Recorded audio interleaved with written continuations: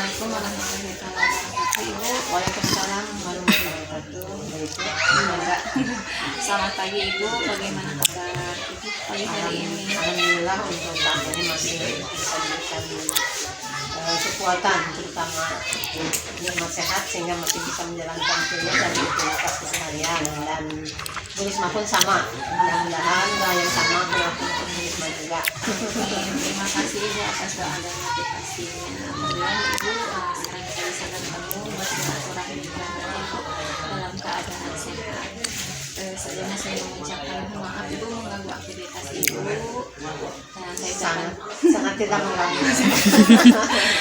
Saya ucapkan terima kasih juga Bu atas waktu yang telah Ibu luangkan terkait dengan pemenuhan tugas saya Ibu. Alhamdulillah saya hari saat ini mengikuti kegiatan program CGP Ibu di angkatan 10. Saya ingin bertanya terkait Ibu sebagai kepala sekolah, sebagai pemimpin di sekolah ini itu terkait dengan pengalaman Ibu dalam mengambil keputusan-keputusan yang berdasarkan nilai-nilai kebajikan ya. Karena mungkin di semua sekolah mungkin ya Bu ya terdapat beberapa kasus yang memang dilematik gitu ya Bu ya. Dilematiknya itu antara ini benar tapi tetap kita harus memutuskan yang tentunya itu yang terbaik ya Bu ya. Kalau peribahasa mah wasi malakama ya. Wasi malakama. Nah mungkin untuk pertanyaannya Ibu ya. Nah pengalaman Ibu menjadi kepala sekolah gitu ya. Ketika Ibu dihadapkan pada beberapa kasus yang Ibu itu harus mengambil keputusan gitu ya. Bagaimana Ibu mengidentifikasinya itu apakah termasuk dilema etika atau rujukan moral? Terima kasih Bu Risma atas pertanyaannya dan mudah-mudahan jawaban dari saya bisa mendekati apa yang Ibu Risma harapkan jawabannya, ataupun mungkin ini sebagai pengalaman saya yang alhamdulillah sekarang sudah memasuki tahun ketiga sebagai pimpinan sebuah lembaga. Memang dalam keseharian tugas saya bahwa sebagai leader di sebuah lembaga pendidikan memang enteng-enteng susah. Nah, terutama dalam bagaimana disebut enteng-enteng susah. Kalau secara aturan sangat mudah kita bisa sakit, tapi di lain pihak kita ada aturan-aturan yang berlaku dalam sebuah lembaga itu yang disebut dengan kearifan lokal. Yang dimana ini bahwa berdasarkan aturan harus begini, ternyata kearifan lokal di lembaga tersebut seolah-olah bertentangan. Nah ini terutama dalam hal-hal kasus satu misalkan yang saya rasakan ya Bu ya, terutama dalam penempatan personil dalam susunan organisasi itu jelas misalkan penentuan wakasek atau penentuan penjab tertentu. Nah ini jelas membutuhkan aturannya harus begitu, tapi hati nurani pun kadang-kadang kalau harus memilih ini seolah ada, karena melihat rekam jejaknya maka ada seperti ada pertentangan. Tapi kalau tidak oleh si itu bagaimana lagi? Jadi sepertinya di dalam penempatan personil. Terus yang kedua di dalam pembuatan peraturan dan kebijakan. Itu mungkin yang sering saya rasakan kasus yang terjadi dilema itu bisa. Satu dalam penentuan dan penunjukan personil, yang kedua adalah dalam pengambilan kebijakan untuk sebuah aturan di sekolah. Baik Ibu. Nah mungkin itu sekelumit kasus yang betul-betul dilema sekali ya Bu ya, karena kedua-duanya itu saling menunjukkan kebaikan gitu ya Bu ya. Hanya mungkin tetap kita itu dikembalikan pada bagaimana putusan kita ya Bu dalam mengambil kebijakan-kebijakan itu supaya dua-duanya itu sama positifnya sama baiknya ya Bu. Ya tadi terkait dengan penempatan personil di penentuan GTK dan non GTK-nya juga. Kemudian yang kedua itu tentang regulasi ya Bu, peraturan sekolah. Baik. Nah, selama ini bagaimana Ibu menjalankan pengambilan keputusan tersebut? Saya sebagai manusia biasa memang tidak ada satu keputusan yang sempurna yang bisa diterima oleh semua pihak. Tetapi saya berusaha untuk mendekati itu dengan cara bagaimana, maka ada pertimbangan-pertimbangan tertentu. Misalkan dalam pengambilan keputusan dalam penempatan personil, saya mempertimbangkan masa kerja, mempertimbangkan relevansi kompetensinya. Misalkan saya mau seperti ada pergantian operator, maka saya tidak bisa sembarang tunjuk karena berkaitan dengan kompetensi tertentu. Jadi yang pertama saya pertimbangkan adalah tiga aspek malah. Satu, kepribadiannya, yang kedua pengalaman kerja, dan yang ketiga adalah kompetensi. Itu yang selalu saya pertimbangkan dalam bila menghadapi kasus-kasus keseharian saya, terutama dalam penunjukan personil untuk membantu saya. Ya. Nah itu mungkin strategi atau teknik Ibu ya, teknik yang Ibu lakukan itu didasarkan pada 3 kompetensi yang tadi ya. Yang pertama itu tentang kepribadiannya bagaimana, kemudian pengalamannya disertai dengan kompetensi. Betul sekali Ibu. Nah tadi sudah mewakili prosedur ya Ibu ya, atau langkah-langkah yang sudah Ibu terapkan. Nah kira-kira selama kebijakan yang Ibu ambil itu yang dianggap Ibu paling efektif itu yang seperti apa Bu dalam pengambilan keputusan? Yang paling saya titik tekankan adalah pada justru saya mengambil kepribadian. Apakah personil yang saya tunjuk ini bisa diterima oleh rekan-rekan karyawan yang lain atau tidak? Itu yang paling utama saya, dan menghindari ketersinggungan. Iya betul. Menghindari ketersinggungan yang lain.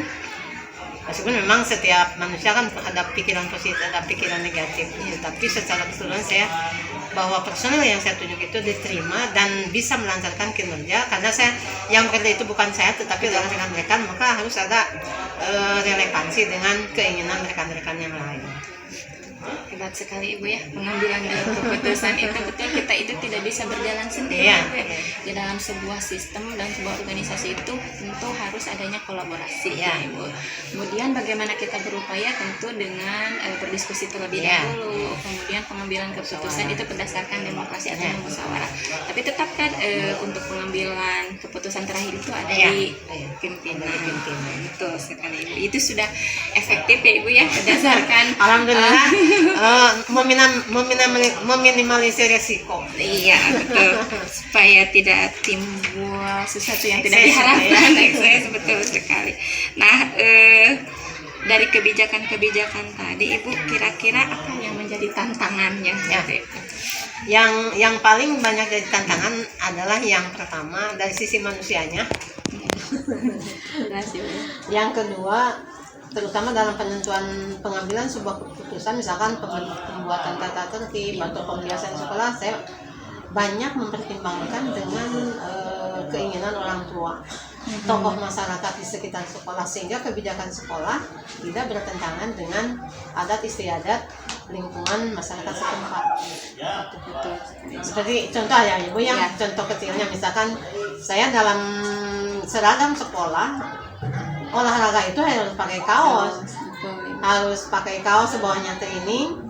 Itu berlaku untuk putra dan putri, siswa-siswi itu. Tapi ada sebagian masyarakat di sekitar sekolah saya itu yang justru putrinya itu oleh orang tuanya dilarang memakai training, pakai celana. Itu kan itu.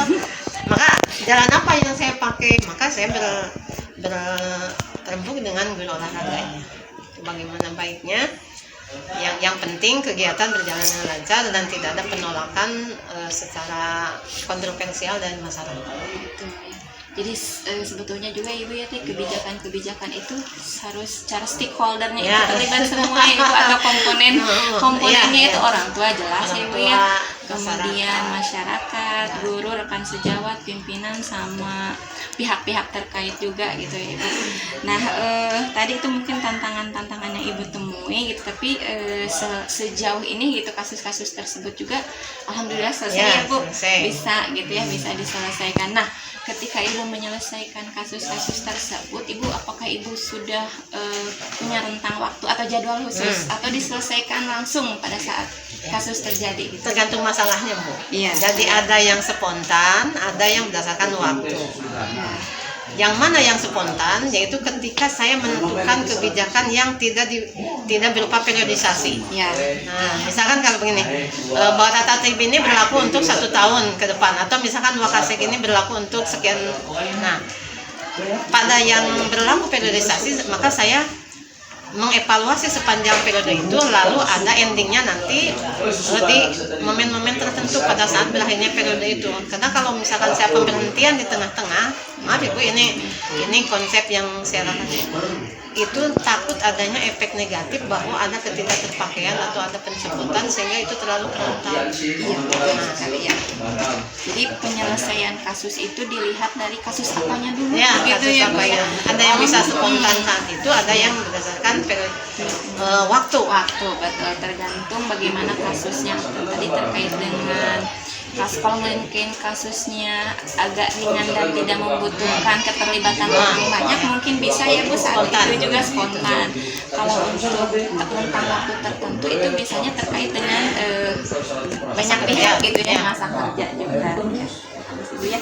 Nah, Ibu, ini untuk berikutnya Ibu, adakah selama ini yang faktor atau seseorang yang mendukung gitu terhadap kebijakan-kebijakan yang diambil? Sangat ada yang mendukung, tergantung konten masalahnya. Seperti begini Bu ya, kalau masalah itu kita temukan di intern lembaga, maka secara manusiawi, dan memang ini mungkin dikaitkan dengan pertolongan Allah, selalu ada rekan kerja yang mendampingi, yang memberikan masukan. Terus kalau misalkan masalahnya dengan hubungannya dengan masyarakat, maka ada tokoh masyarakat yang kita dekati. Jadi konteks masalahnya bila intern lembaga, maka saya berkolaborasi dengan karyawan intern. Dan kalau misalkan masalahnya konteksnya dengan masyarakat luar, maka saya melibatkan tokoh masyarakat. Seperti itu. Ya. Jadi pengambilan, dan alhamdulillah Bu itu efektif. Sudah berjalan ya Bu ya. Berdasarkan pengalaman juga ya Bu ya. Contohnya kasus yang terjadi sekarang, siswa-siswi saya Putri pun pakai training Bu. Udah. Kecuali ada 2 Ucu Tintin, dia masih ingat sampai saat ini tidak diperbolehkan oleh ibunya.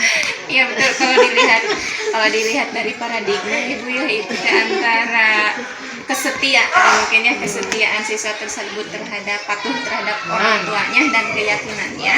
Di sisi lain itu dia itu bukan belum antara kesetiaan mungkin dengan regulasi ya Bu, aturan mungkin ya, regulasi ya, aturan versus atau lawan dengan kesetiaan, walaupun kedua-duanya juga benar gitu ya Bu, tapi itu saya mengedepankan wisdom Bu, dalam hampir 60% ya wisdom atau kebijakan pengambilan sebuah keputusan. Betul-betul dilema ya Bu.